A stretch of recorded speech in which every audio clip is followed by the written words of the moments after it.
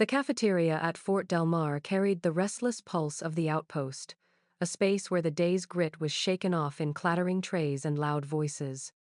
The air smelled faintly of reheated rations, coffee left too long on the burner, and the sweat of soldiers who had spent their morning drills under a merciless Sunday. Boots scuffed against concrete, laughter spiked high, and the metallic scrape of chairs dragged like punctuation between bursts of banter. It was the soundscape of men and women who believed themselves indestructible, armored in youth and uniform. At the far end of the room, past the rows of long metal tables where recruits hunched over plates, a woman moved without hurry. She wore no badge, no insignia, just plain khaki slacks and a faded blouse under an apron that had known more bleach than fabric. Her hands were rough from years of cleaning solvents, her hair tied back in a simple knot, streaked through with gray. She could have been anyone, anywhere forgettable as a shadow. Her name was Mara Ingram, though hardly anyone here knew it. To most, she was simply the cleaner, the figure who appeared each morning with her broom and bucket, who wiped the rings of spilled coffee from tabletops, who swept crumbs and dirt into quiet piles before vanishing back through the service door. Soldiers joked around her, cursed near her, sometimes even bumped into her, and she never flinched. She nodded politely when spoken to, but her eyes rarely lingered. It was as if she chose invisibility, moving with the steady rhythm of habit. A group of recruits in the center of the hall pounded their fists on the table in rhythm to a story one of them told, boasting about his marksmanship. Another interrupted with a tale of close calls in the training yard, his words loud enough to spill laughter across half the room. The young men and women were loud, brash, certain that the world belonged to them. Mara passed close by, sweeping near their boots, and not one of them paused. Their gazes slid right through her, as though she were part of the furniture, no more remarkable than the humming fluorescent lights overhead. The double doors at the far end slammed open. The sound cut through the chatter like a blade. Conversations stumbled, laughter fell into sharp silence, and every spine in the room seemed to straighten as though tugged by a single string. Colonel Weimar had arrived. He strode in with the heavy gait of a man accustomed to rooms bending around him. His uniform was immaculate, pressed so sharply the fabric caught the light like glass. Rows of ribbons glinted on his chest, a tapestry of campaigns and victories. Silver streaked his close-cropped hair, his jaw perpetually locked as if sculpted from stone. His eyes carried both the gleam of command and the glint of threat, the look of a man who could hand out praise or punishment with equal satisfaction. Stories about him lingered in every corridor: how he had once dressed down a captain in front of the entire division, how he had broken a recruit's confidence so thoroughly the boy never returned, how he demanded obedience not only from his soldiers but from anyone who dared cross his path. His name carried weight, but not warmth. Now, as he entered the cafeteria, silence rippled ahead of him. Recruits shifted in their seats, officers nodded stiffly, and conversations resumed only in hushed tones. He was the kind of presence that soured the air, a man both admired and feared, his temper as famous as his service record. Mara kept sweeping, her gaze lowered, her motion unbroken. If she noticed the hush, if she felt the weight of the colonel's arrival, she gave no sign. To her, the floor was still just the floor, littered with dust and crumbs. To everyone else, the room had just changed. Colonel Weimar scanned the cafeteria, his eyes sharp, calculating, daring someone to be too slow with their salute. He thrived on being seen, on commanding not just attention but submission. And as his boots struck the floor, echoing in deliberate rhythm, the recruits who moments ago had been roaring with bravado now shrank into mutters, their pride momentarily swallowed by the man in their midst. In that charged silence, Mara remained what she had always been: quiet, steady, invisible. Yet the colonel's arrival had shifted the air in such a way that even the simple sweep of her broom would soon be drawn into a story none of them could have imagined. The midday hum of the cafeteria had settled into its usual rhythm, voices rising and falling like waves. Forks clinked against metal trays, boots scraped against the floor, and the air held the weight of stories half boasted, half invented. Mara moved through it quietly, her arms balanced around a tray stacked with mugs she had just gathered from the far tables. Steam curled from some of them, the last dregs of coffee still hot. Her steps were small, careful, the way they always were, unhurried, unnoticed. But as she passed near the center of the hall, where Colonel Weimar had claimed a chair at the head of a long table, her hip brushed lightly against the backrest. The tray tilted just enough for the mugs to rattle together, a porcelain clink sharp enough to cut through conversation. Every sound in the cafeteria seemed to pause with it. The recruits closest to the colonel froze mid-bite, forks hovering, eyes darting toward him. Those farther away sensed the shift in air and quieted as well, silence spreading outward like ripples in water. Everyone knew what happened when Weimar felt crossed. Stories of his temper were as common as the dust in their boots. The colonel turned his head slowly, the deliberate slowness of a predator savoring the moment before the strike. His eyes narrowed at the sight of her. Mara steadied the tray in her arms and adjusted her stance, the mugs clinking softly back into stillness. She did not apologize, did not stammer, simply stood there with the same quiet composure she carried through every day. Weimar pushed his chair back, the scrape of its legs loud as a gunshot in the still room. He rose, towering over her, chest squared, metals catching the light. His voice came low at first, a growl designed for everyone to hear. "Do you even know who you're standing next to, woman?" The question was not meant to be answered. It was a performance, a declaration that her insignificance had collided with his authority. Around them, recruits smirked, exchanging sidelong glances, nudging each other as though the entertainment they had been craving had finally arrived. A few leaned back to get a better view. The room held its breath, waiting for the colonel's spectacle. Mara's gaze stayed level, her lips pressed in a line neither defiant nor submissive. She did not flinch under his voice, though the silence pressing around her made the moment feel heavier than the tray she carried. She shifted her weight slightly, as though she were only concerned with not spilling the mugs, as if his question were no more than a draft of air brushing against her ear. The colonel's jaw tightened, his smirk curved like a blade. He thrived on fear, on seeing it ripple through a face before him, but Mara gave him none. And in her stillness he felt the sting of disrespect sharpen. "Answer me," he said louder, his voice carrying to the far corners of the hall. Chairs creaked as soldiers sat straighter, 100 eyes fixed on the scene. Mara remained quiet. Her silence was not timid but steady, like the hush of stone.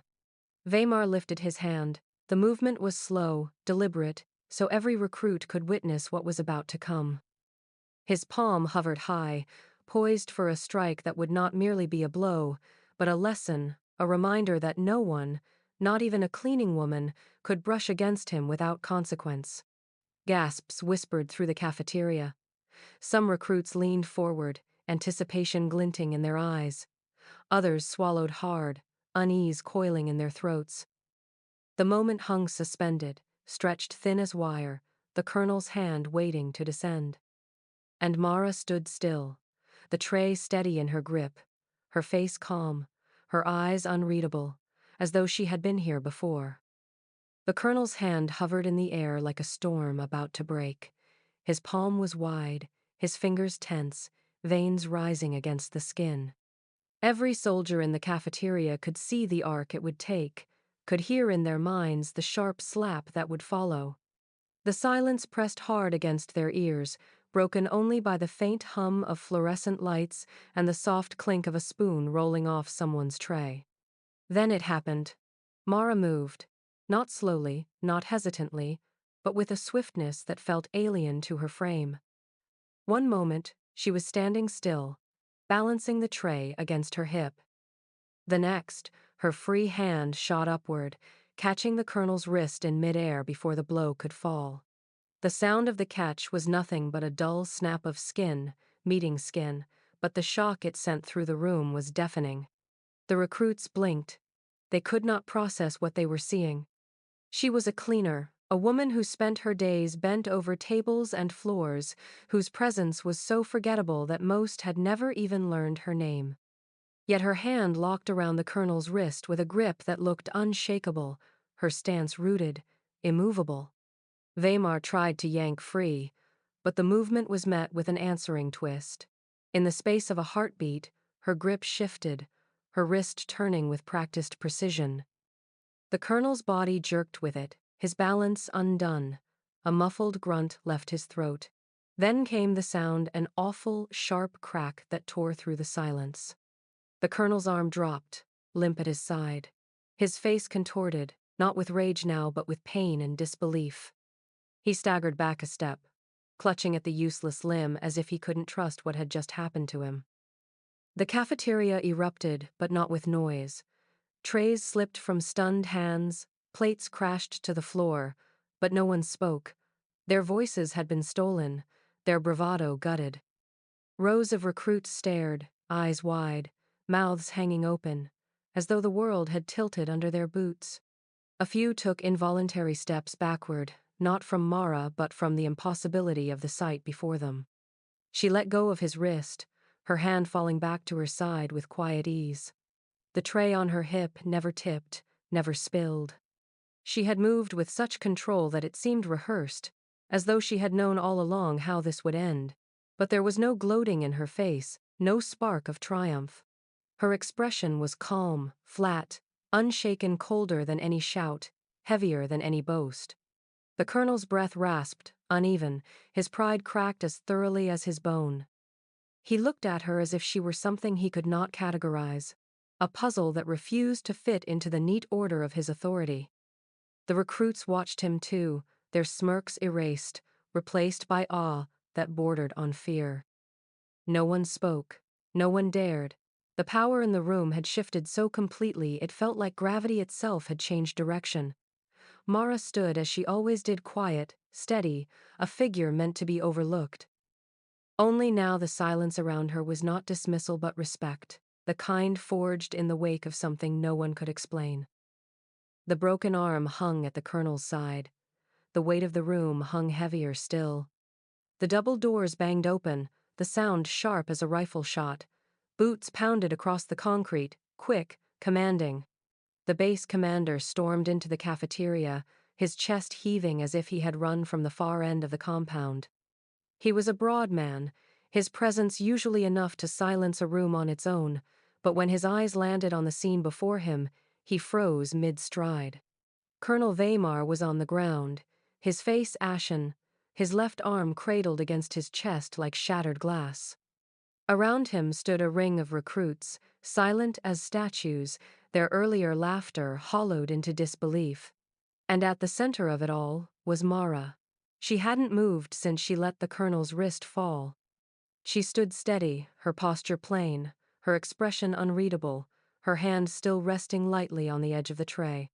The commander's mouth parted, but no words came. His eyes flicked from the colonel's ruined arm back to the woman who had done it, and suddenly she was not a cleaner anymore. Something in her stance, something in the way she had not shrunk back in the wake of violence, struck him with recognition so deep it shook his voice. "You were, Theta Echo, weren't you?" The words cracked the silence like thunder. A murmur spread through the recruits, rippling outward. "Theta Echo?" one whispered. Another leaned forward, eyes darting nervously. "What's that?" The commander's gaze stayed locked on Mara, but his voice carried to everyone in the room. Theta Echo was a Black Ops unit. Officially, they never existed. No uniforms, no names, no graves. They were shadows sent where regular soldiers couldn't go. He swallowed hard, his voice faltering as if even speaking the name was dangerous. Masters of close combat, infiltration, survival. Every member was erased from record. Even the army pretended they didn't exist. The recruits stared, their disbelief eroding into awe. The idea seemed impossible. This quiet woman who mopped floors and carried trays couldn't be the stuff of whispered legend. And yet the evidence lay before them, moaning and broken, in the form of a colonel who had believed himself untouchable. Mara lowered her eyes, bent her knees, and with unhurried calm, picked up the single mug that had slipped from her tray. She placed it back with the others, adjusted the weight against her hip, and straightened. The act was so ordinary it might have been routine, yet it carried the gravity of a ritual. To her, it was nothing. To them, it was everything. The colonel struggled to his feet, his jaw locked tight against the pain, but no words came. He, who had filled rooms with commands and threats, was now silent. The recruits, once smirking at her presence, now looked at her as though she were carved from stone, unbreakable, untouchable. The commander's shoulders eased, not in relief but in something like reverence. He did not salute her, perhaps he knew she would have despised it, but the weight in his eyes was enough. Mara turned, carried the tray toward the service door as though the moment meant nothing. The recruits parted for her, not daring to meet her eyes, giving her a corridor of silence and respect.